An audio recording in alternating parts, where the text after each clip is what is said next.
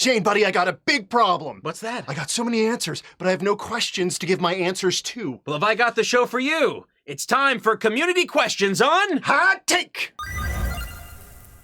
Questions. Answers. Yep. That's what it is.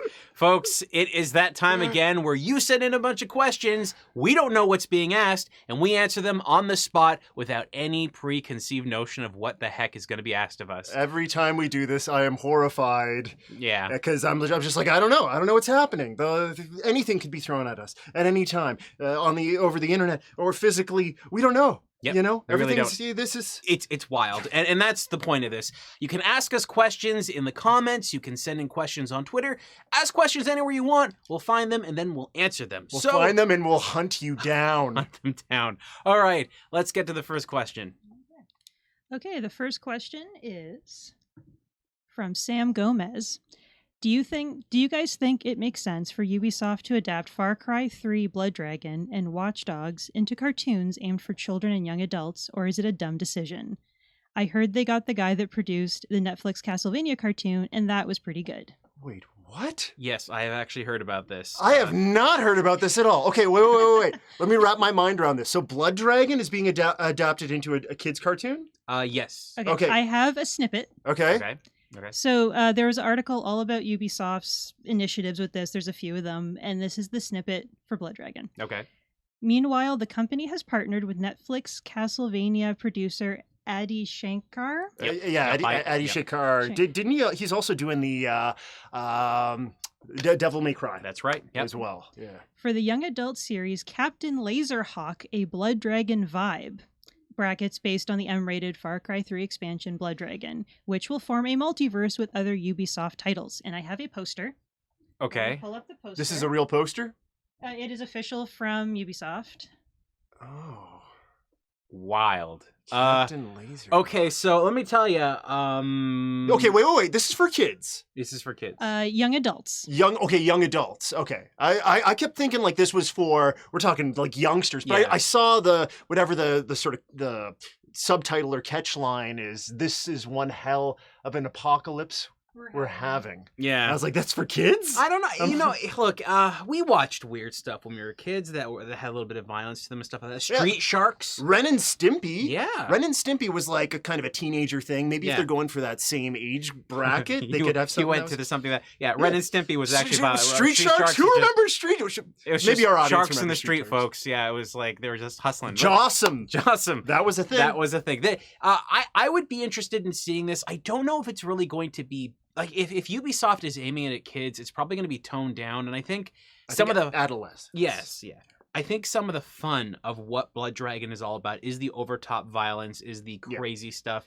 There's a lot of adult themes in it. Absolutely. Yeah. Like a button was specifically for your middle finger in that game. And I feel like Blood Dragon was a product of, it was taking things from the 80s and bringing it back, right? And the actor that, I can't remember his name right now. He was in the first Terminator and he was in Aliens as well. Sean Bean? No, not Sean Bean. It was the other guy. Michael Bean. Yeah, whatever. but it was, you could tell that Blood Dragon was very much for an older audience, an audience that had absorbed all those things, right? Yes. So then saying that they're taking that and tweaking it and making it for like a younger audience, like that younger audience wouldn't have gotten Blood Dragon. But maybe we're just like digging too much into Blood Dragon. They're saying that they want the tone of like, or the aesthetic of like a Blood Dragon-esque. There was a 1980s themed cartoon show that was done in the same visual style as the Duran Duran Hungry Like the Wolf cover. Mm-hmm. Or I forget. I think that's what it was. Anyway, it's like a white face characters, very highly detailed. You always see those pictures at nail salons. That kind of picture, that aesthetic. Mm-hmm. They did an entire series with it. I think Rob Lowe was actually the lead voice in it, and nobody paid attention to the show after the first year. But, I have no idea. I don't know if kids would get into that so much. I think that's a problem. It would be a show for us. Yeah. I don't know if it'd be a show for just. Like if I went up to, let's say, like my nephew right now and said, "Hey, they're making a cartoon show about Blood Dragon," he'd be like, "What's Blood Dragon?" And I don't care. Yeah. So I don't know. Maybe the cartoon will be great, but I don't think the Blood Dragon thing will matter to an adolescent audience. It'll just be like, okay, it looks cool. Like Blood Dragon looked cool. Yeah. Had a great aesthetic. I think so. If that's what they bring over, it's cool. All right. Next question. Okay, next question. Look at my weird mug. Up. Yeah. It looks like it's dirty. Okay, the second question is from Kenny Menser. If you're stuck on a desert island and could take either a 3DS or Vita, which would you pick? Both have complete libraries, including all eShop/PS Store releases available. This is a Sophie's choice for Adam. For me, I know which one I'd pick, but this one's really different. Yeah, which one would you pick? Yeah, I know immediately which one I'd pick. I love my Vita. Yep. There's a bunch of great games. I think I have about, I don't know, somewhere under 30 physical titles for the Vita. A lot of great stuff. A lot of things that people kind of slept on, like new Little King Story, I believe was only released on the Vita. And there's a physical version of that was released in Europe. And I think that's a great title. A lot of great stuff. But I feel like there was a lot of crossover, like of indie games that were both on the 3DS and on the Vita.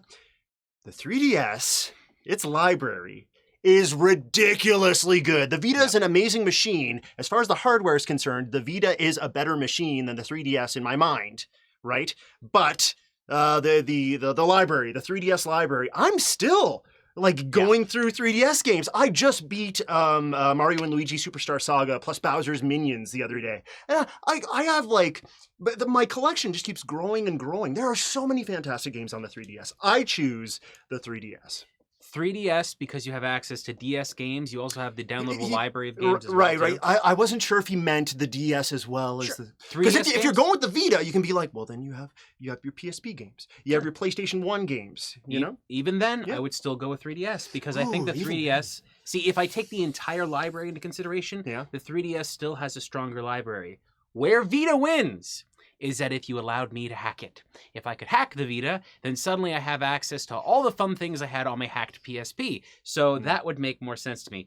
If I'm just looking for hardware, that's how I'd go. If we have the original Vitas with the OLED screens, beautiful screen, nice resolution, a really well-designed system, and I think just a joy to play. I want you to rethink this again, though. All of the PlayStation 1 games that are released on the PlayStation Store. I agree. Yes, I know. And you would still pick the 3DS? I would still pick the 3DS because you get the Nintendo games. I would still pick the 3DS, but I would have to think about it for a minute. Oh, I'm not saying I wouldn't be like, I'd be upset. I'd be upset that I had to make that choice. Yes. But I would still have to choose the 3DS simply because I know that there's some Super Nintendo, there's NES, there's things you can get on the 3DS, right? See? It gets harder. No, it's not anything about what you're talking about right now. I wasn't listening to you. The 3DS has a better battery life than the Vita. Oh yeah, that one. That's gonna. So if you're on a desert island, it's gonna matter quite that'd probably be a thing too. Yeah, I mean, like the Vita battery. Wow, I don't even know how long that lasts, but it's okay. It's okay. It's not as good. Yeah. Even the 3DS's battery isn't all that great, but it's better. You know, when it comes to DS games, there's just so many amazing DS games. You know, I'll do this. If I was just to pick between the two libraries of those two systems and only their exact libraries, the Vita games only and the 3DS games only, I would go 3DS. I think that's a very clear 3DS win in my mind. Because there's a lot of overlap from the Vita that goes on to the 3DS. And then you have the exclusives to the 3DS as well. Yeah. Unless you really like Persona Golden. I mean, if you want that, then you got to get the There's other great Shin Megami games that are on the 3DS. And a lot of Persona games, like the Persona Q series, if you like your sort of dungeon crawling games. They're on the 3DS as well. Well, there's your answer. Break them both in half and sew them together. And then you have the weirdest looking system in the world. Don't do that. Yeah. Next question. Okay. Question number 3. Caleb Ricks asks, is the recent trend of pushing realistic graphics to their limit beneficial or detrimental to games as a whole? It's the recent trend of pushing realistic graphics to their limit. This is technically beneficial. From a game development standpoint, the more companies that are developing better and better hardware, pushing those limits of that hardware, allow for more simplistic games to be easier developed. The best way to explain that is, way back in the day, it was really hard to make an Atari game, but nowadays, it's very easy to make an Atari game. We have better tools, better assets, and those things come from the progression of the hardware itself.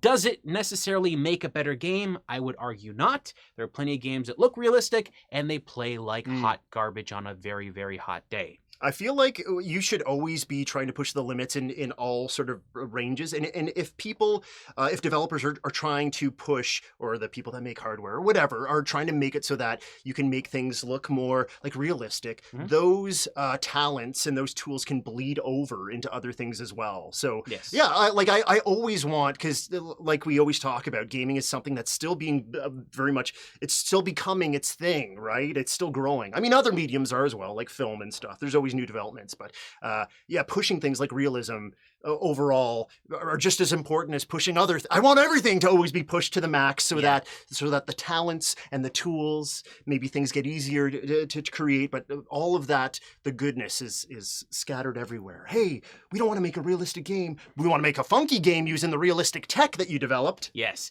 You may forget about this, but a very long time ago when 3D games were first introduced, if 3D characters talked or had any voiceover, they wouldn't actually move their mouths. They'd just be like, while they were talking, because they couldn't actually animate the mouse. It was with further advances in the technology, the engines and all that stuff, that we eventually got mouse to move. Do you remember a point in time when they would actually do cutscenes, and the cutscenes would be rendered either in engine and then created in a video file, and the character models would still not talk? They would just kind of hide their mouths, or they would like nod their heads as they were saying things. Oh, Siphon Filter? Yes! I think Siphon Filter might have done that, but I was thinking of like Mega Man Legends was the first time that and I feel like maybe we're getting a little off topic here, but it was the first time that like I saw cutscenes and mouth movement, and it was just the actual like layers that are the layers on. Yes, and I was like, okay, there isn't actually a mouth there. It was just the different textures.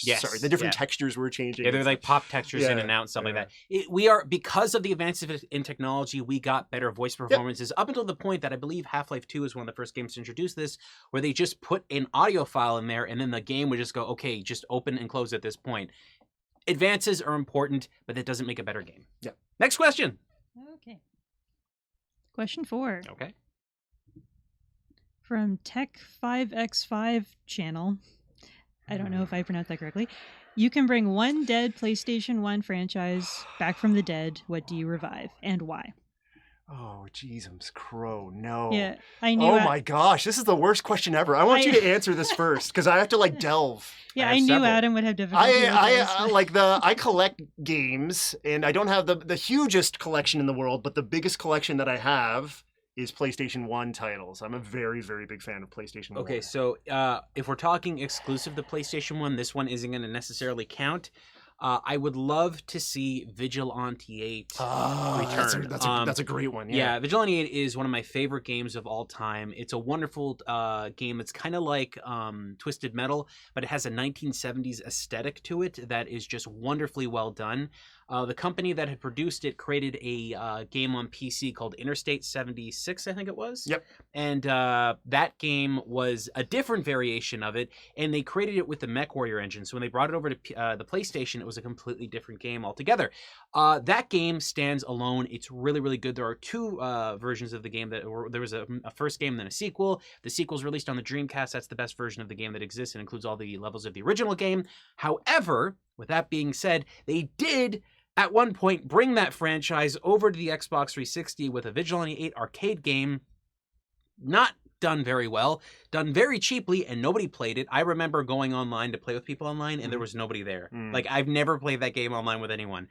If they were to bring that back, throw in more of that really cool aesthetic, give it really cool functions and stuff like that, and maybe some RPG mechanics on top of the concept of building up a really cool car that has a bunch of weapons, I think that would be a really cool franchise to see return. Yeah, I would love to see Vigilante 8 come back. Where did it kind of fall off? Was it after the Dreamcast? Right after the Dreamcast, they did just it have a never PS2? Did it have a PS2 port? Nope, there was nothing. It was just Dreamcast, and that's it. Okay. Yeah.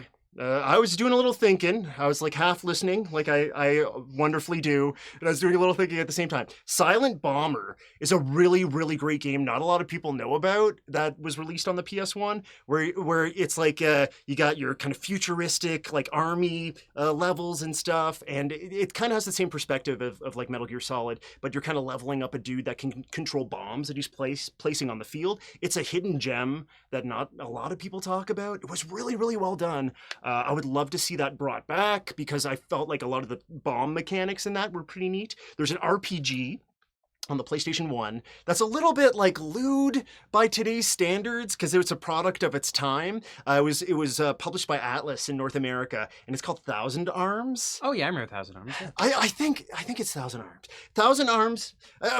Robin, our producer, can you look up Thousand Arms super duper quick? Yes, I Okay, so Thousand Arms, I believe, if I'm thinking of the right game right now, it's been ages since I played it, but it is in my collection.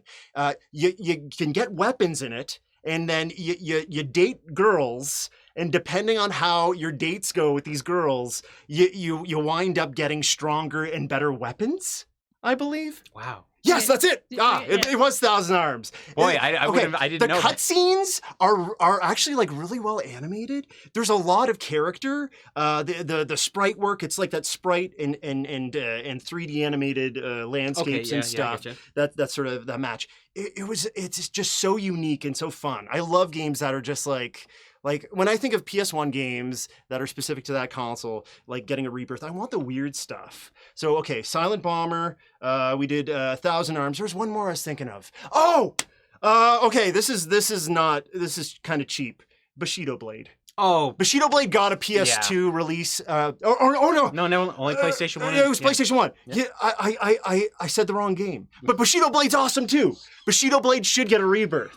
Because Bushido Blade, talk about Bushido Blade for like 30 seconds, and then because I said the wrong game. Go Bushido ahead. Blade 1 and 2 ever released on the PlayStation. Beautiful game from Square Enix, one of the greatest sword fighting games ever produced. Why? For that system, because it was a game where one slice could kill your opponent if done correctly. It was a very, very fast and very brutal game.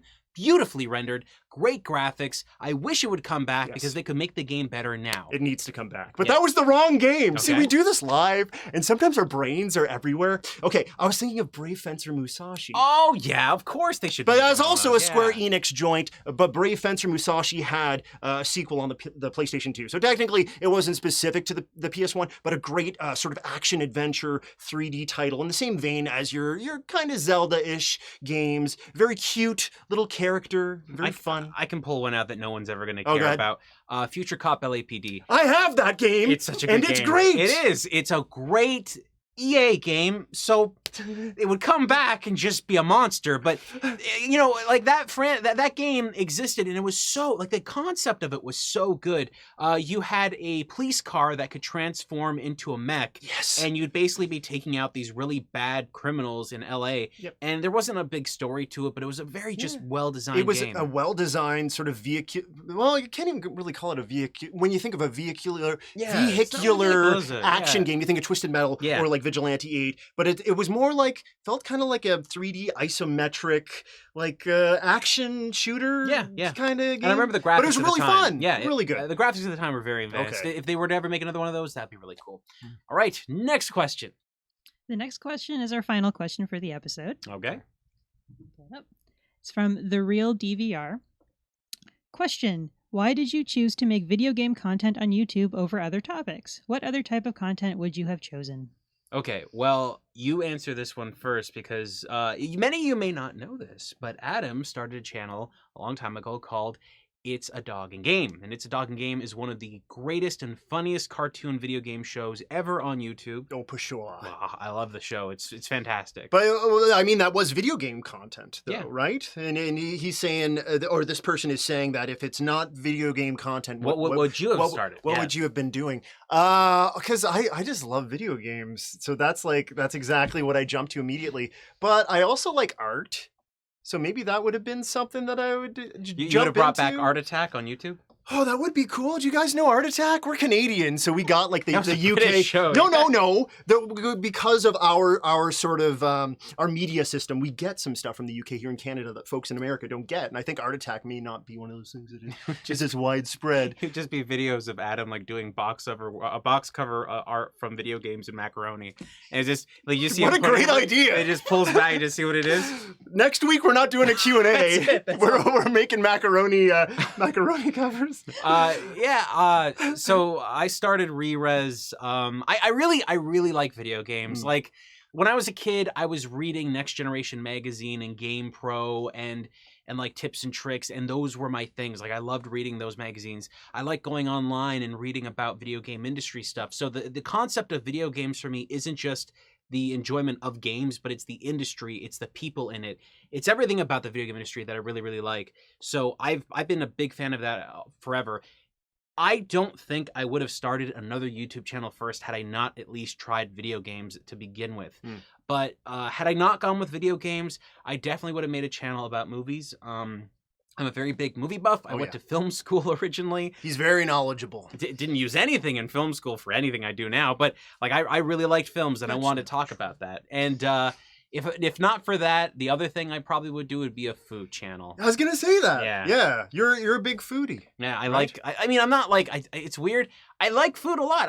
As many people do. I like going around and trying new kind of weird stuff and whatever. But like, I don't like seafood. So to have a good foodie channel and you kind of avoid all of seafood. A lot of food channels talk about pairing alcohol with food.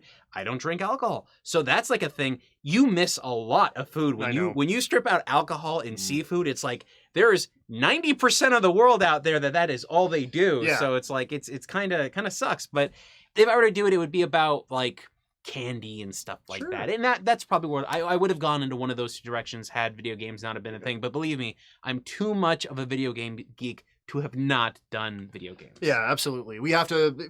We're definitely destined to go in the realm of video games. Though I was gonna pitch my show to you where I just drank wine and ate lobster, but apparently you would not want to come on board with that. No, I just get drunk and I eat mollusks. It's called. It's a dog and mollusk. I don't know. What would you call it? I don't know. What would you call it? I'll leave a comment. Whining about lobster? I don't know. Well, yes. Yeah? Yes. Why is that? Whining with lobster. I don't think that would be a show.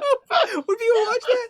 You're just sitting there, you're just complaining about whatever's off the top of your head, and you're just destroying the lobster. Yeah. As I'm complaining, I'm viciously tearing into this lobster. Maybe this is what our death, because we're going to be playing Death Stranding very soon. Yes. Maybe that'll be the review. It's just like us ripping into a lobster, drinking, or myself personally, and you looking at me and crying. I can drink milk. Lobster, who knows? Is that a thing? I don't know. See, I'm bad with seafood, folks. We do get sidetracked sometimes. We really do. Yeah. Do you have any other questions? Put them in the comments below. We'd love to see them. Send them on Twitter or whatever. Questions about video games are usually the best ones. Please don't ask us Is a questions lobster about a mollusk? I don't know. I know. It's a shell. Octopi or octopodes are. It's a shellfish. No, yeah. It's the same family. It's the same family. It's a xenomorph. It's the same family as spiders. Anyway. It's spider? You're eating spiders? It's a sea spider. You're eating sea spiders. Sea spider. Is that it's serious? A sea spider. Are you people Robin, eating end the episode right now. It's a sea spider. Could I just call it Red Sea Spider? Could that be the restaurant name? Sure.